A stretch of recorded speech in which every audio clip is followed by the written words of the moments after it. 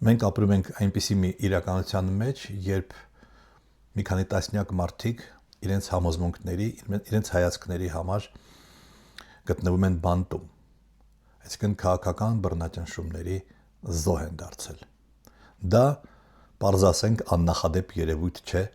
անկախ Հայաստանի պատմության մեջ։ Աննախադեպ է մեկ այլ բան, որ իրավապաշտպանները, մտավորականները, նույնիսկ նախկին այլախոհները խորհրդային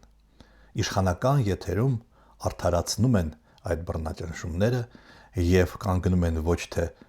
զոհերի, ոչ թե հետապնդվողների, այլ հետապնդողների, այսինքն ԿԳԲ-ի, ոստիկանության, ռեպրեսիվ ապարատի կողքին։ Այդ դա աննախադեպ է։ Եվ այդ երևույթը չգիտեմ ինչով է բացատրվում, բայց ես խիստ ցավում եմ, որ մարդիկ